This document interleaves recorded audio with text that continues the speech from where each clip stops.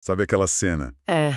clássica? Você deita na cama, o corpo tá cansado, mas a mente parece que ligou o turbo. Aham. Quem nunca? E aí começa a briga.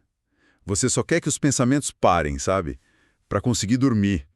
Mas quanto mais você força, Uhum. mais eles gritam. É um paradoxo, né? Total. A lista de tarefas, uma conversa que ficou no ar, a preocupação com o futuro. Aí quando o despertador toca, o dia nem começou e você já está exausto, irritado. É um ciclo que parece não ter fim. Sim. Essa sensação, assim, de estar meio preso na própria mente é o ponto de partida da nossa conversa de hoje. A gente está com o livro Atenção Plena, Como Encontrar a Paz em um Mundo Frenético, do Mark Williams e do Danny Penman. Um livro excelente, por sinal. E a nossa missão aqui é, então, mergulhar nas ideias deles para entender por que a gente se sente assim, sabe? Preso nesses ciclos de ansiedade. E como a tal da atenção plena, ou mindfulness, propõe uma saída que não é lutar, mas outra coisa. Vamos descobrir o que é. Vamos lá. Ok, vamos começar por uma ideia que, olha, para mim, já virou o jogo. A gente passa a vida achando que o objetivo é não se sentir triste, é não ficar estressado, mas o livro vira essa lógica de cabeça para baixo. Totalmente. Ele diz que o problema não é sentir a tristeza. O problema é a briga que a gente compra com ela. É aí que a coisa desanda. Tem uma imagem no livro que eu achei fantástica, que é a da areia movediça emocional. Essa metáfora é o centro de tudo. É perfeita, não é? Pensa assim. Você caiu num poço de areia movediça. O seu instinto imediato, o que o seu cérebro grita pra você fazer, é se debater, lutar pra sair. Claro, é a reação óbvia. Só que na areia movediça, essa é a pior coisa a se fazer. Quanto mais você luta, mais rápido você afunda. O livro argumenta que com a infelicidade é exatamente a mesma coisa. A gente trata a tristeza como um problema matemático que precisa ser resolvido, analisado, dissecado, e ao fazer isso a gente só afunda mais. E por que isso acontece? Porque essa reação, que parece tão lógica de tentar consertar o que a gente está sentindo, tem o efeito contrário. Aí é que a biologia entra na história, e o livro detalha isso muito bem. A mente humana tem um gatilho muito poderoso. Ela conecta nosso estado de humor com nossa memória. Faz sentido. Então, uma pequena pontada de tristeza, algo que podia ser passageiro, funciona como uma chave. Ela abre o arquivo mental de todas as vezes em que me senti triste. De repente, não é só tristeza de agora. É uma avalanche de lembranças, de pensamentos autocríticos do tipo: o que tem de errado comigo? Ou eu sempre estrago tudo, uma coisa puxa a outra e pronto. Nossa. É como se o mau humor criasse um filtro e a gente só conseguisse enxergar o mundo e a nós mesmos através dele. O livro até cita um estudo curioso sobre isso, né? Com mergulhadores. Exato. Um exemplo ótimo para entender o poder do contexto. Os psicólogos pediram para um grupo de mergulhadores memorizar uma lista de palavras na praia. Depois eles se dividiram. Certo. Metade tentou lembrar da lista debaixo d'água, a outra metade na praia mesmo. O resultado: quem ficou na praia lembrou muito mais facilmente. O ambiente, o contexto, ajudou a memória. Entendi. O mesmo acontece com as nossas emoções. O mau humor se torna um contexto interno. Uma vez que a gente está nele, a mente fica muito mais eficiente em encontrar outras coisas que combinem com esse contexto. Ou seja, mais pensamentos e memórias negativas. Então, o nosso cérebro está, de certa forma, trabalhando contra a gente nesse processo. Ele está fazendo o que foi programado para fazer por milhões de anos, nos manter vivos. Se a gente pensar no quadro geral, essa é uma habilidade de sobrevivência. A mente está programada para escanear tudo em busca de ameaças. Isso é perigoso, já passei por isso, como eu escapo?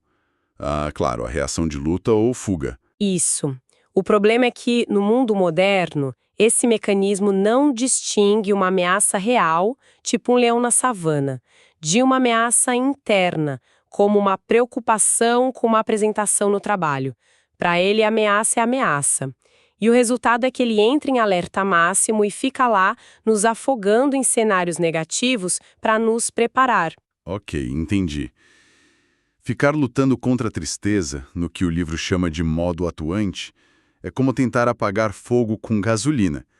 Mas então a gente faz o quê? Simplesmente aceita ficar infeliz? Fica meio sem saída, não? Essa pergunta é o ponto de virada. E a resposta do livro é que existe sim uma alternativa. Não é lutar e não é se resignar, é mudar o modo como a mente opera. Mudar o modo. Eles apresentam essa ideia de 2 modos. O modo atuante, que a gente já descreveu, é o nosso piloto automático, é o modo de resolver, planejar, analisar, ótimo para organizar a agenda, mas péssimo para emoções porque ele sempre foca na diferença entre onde eu estou e onde eu quero estar. Com a tristeza, isso só aumenta a sensação de que algo está errado. E a alternativa seria um modo existente. Confesso que o nome soa um pouco abstrato. O que isso significa na prática? Na prática, é a diferença entre pensar sobre a sua vida e viver a sua vida. O modo atuante pensa sobre a brisa no rosto. Que vento bom, será que vai chover? Esqueci de fechar a janela. Totalmente eu. O modo existente simplesmente sente a brisa no rosto. Ponto. A experiência direta, sem a camada de comentários, de julgamentos. O livro usa uma analogia visual linda. Imagina uma paisagem urbana cinzenta, chuvosa, de repente o sol aparece, os prédios são os mesmos, as ruas são as mesmas, nada mudou. Mas a sua experiência daquela cena se transforma, a luz muda tudo. O modo existente é essa mudança de luz. Certo, mas essa ideia de aceitar as coisas como são ainda me soa um pouco passiva. Se eu tenho um problema real no trabalho, me causando estresse, eu não deveria só aceitar, eu preciso resolver. O mindfulness não pode ser um convite à resignação. Essa é a confusão mais comum e o livro é muito cuidadoso com isso, é um ponto crucial. Eles diferenciam aceitação de resignação. Resignação é dizer, não há nada a ser feito, vou desistir. Ok. Aceitação, no contexto da atenção plena, é reconhecer a realidade do momento presente sem lutar contra ela. É dizer, ok, neste momento estou sentindo um estresse imenso, meu coração está acelerado, minha mente está a 1000. Essa é a realidade agora. Certo. A partir dessa clareza, desse reconhecimento honesto, você pode usar o seu modo atuante de forma muito mais inteligente e eficaz para, aí sim, resolver o problema, mas sem o ruído extra da ruminação. Você age a partir de um lugar de clareza, não de pânico. Entendi. Primeiro você acalma o terreno para depois construir a solução. E como se treina essa habilidade de mudar de modo? É aí que entra a meditação, imagino. E já vem aquela imagem de monge no topo da montanha. Exatamente. E o livro faz um esforço enorme para desmistificar isso. Não tem nada a ver com religião, com levitar ou esvaziar a mente, que, aliás, é impossível. A proposta é muito mais simples e pé no chão. É um treino mental, como ir à academia. Uma das práticas que eles sugerem é a meditação de 1 minuto. 1 minuto. É literalmente isso. Sentar onde você está, fechar os olhos e levar a atenção para a sua respiração por 60 segundos. Só isso. É engraçado, na primeira vez que eu tentei algo parecido, eu devia trazer a atenção de volta para a respiração a cada 3 segundos. Minha mente ia da lista de compras para um e-mail, para a música que tocou de manhã. Eu pensei, não sirvo para isso, minha mente não para. Mas o livro diz que esse é exatamente o ponto, né? É o ponto. Perceber essa fuga da mente já é o exercício. Perfeitamente. O objetivo não é parar os pensamentos. O objetivo é perceber que os pensamentos estão acontecendo sem se enroscar neles. Cada vez que você nota que a mente divagou e gentilmente a traz de volta para a respiração, você está fortalecendo um músculo mental. O músculo da atenção. O músculo da atenção consciente. Você está aprendendo a tratar os pensamentos como eventos mentais passageiros, tipo nuvens no céu, e não como a verdade absoluta sobre quem você é. E essa prática tão simples, tem algum efeito real comprovado? Porque, assim, parece bom demais para ser verdade. Parece, mas a ciência por trás é muito sólida. O programa proposto no livro é baseado em algo chamado terapia cognitiva com base na atenção plena, ou MBCT.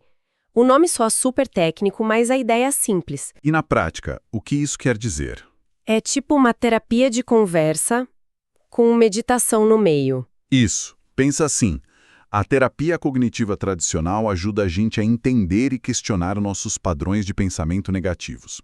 A MBCT adiciona uma ferramenta a mais. Que seria? Em vez de só discutir o pensamento "eu sou um fracasso", ela te ensina a observar esse pensamento à distância. Você nota ele surgindo, não briga, não discute e o deixa ir embora, como o som de um carro passando na rua. A meditação é o treino prático para desenvolver essa habilidade, e os resultados clínicos são impressionantes. O quão impressionantes? O livro cita estudos rigorosos, publicados em revistas científicas de peso. Em pacientes com histórico de depressão grave, a prática regular de MBCT reduziu o risco de uma recaída pela metade. Metade. Metade. Isso é um resultado tão eficaz quanto o tratamento contínuo com antidepressivos, mas, obviamente, sem os efeitos colaterais. Metade? Esse é um número muito forte. Tão eficaz quanto antidepressivos, confesso que sou um pouco cético. Como uma prática, em essência, tão simples, pode ter impacto tão profundo, comparável a uma intervenção farmacêutica? O que a neurociência nos mostra sobre isso é surpreendente. O livro traz dados de estudos com ressonância magnética funcional que mapeiam a atividade cerebral. E eles mostram que a prática de mindfulness não é só uma sensação de bem-estar. Ela altera fisicamente a estrutura e o funcionamento do cérebro. Espere um pouco. Você está dizendo que o cérebro muda fisicamente. Não é só uma mudança de atitude, é uma alteração na estrutura. Exatamente. Então a gente está, na verdade, reescrevendo o nosso próprio hardware neural. Isso é... Uau! Isso muda tudo. E a autoconsciência, como uma região chamada ínsula, se tornam mais densas, mais ativas. Ao mesmo tempo, a amígdala, que é o nosso detector de ameaças e o centro do medo, tende a diminuir de tamanho e a atividade dela se acalma. Incrível. E tem mais.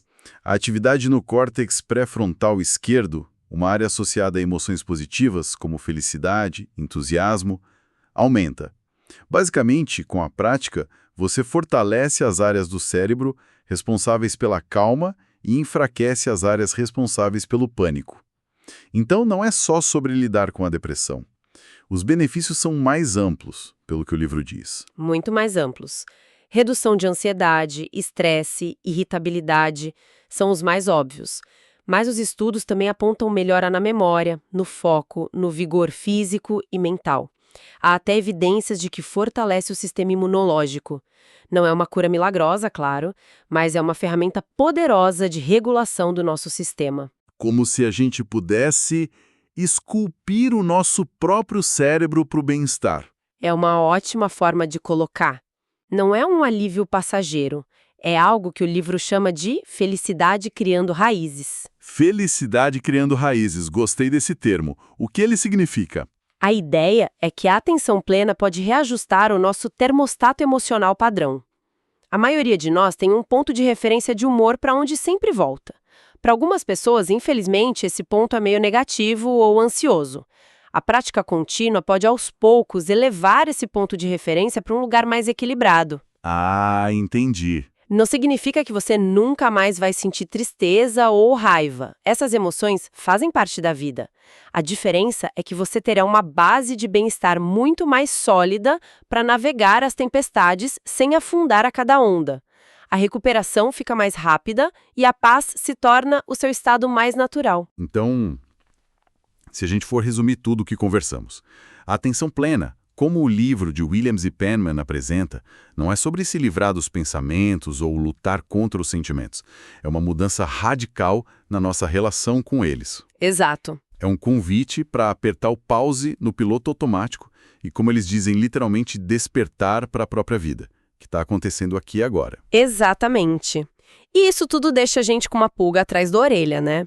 A obra propõe um exercício muito simples, quase bobo, chamado meditação do chocolate. Do chocolate. Isso, consiste em pegar um único pedaço de chocolate e comê-lo com atenção total, como se fosse a primeira vez, prestando atenção na cor, no cheiro antes de colocar na boca, na textura, no som da embalagem, no sabor que se desdobra lentamente. A proposta parece trivial, mas quem faz o exercício relata uma experiência de sabor e prazer que nunca tinha tido com chocolate. E isso levanta uma questão, né? Se alguns minutos de atenção plena podem transformar radicalmente uma experiência tão comum, Que outras partes da nossa vida que talvez passem totalmente despercebidas no piloto automático estão apenas esperando para serem redescobertas e verdadeiramente saboreadas?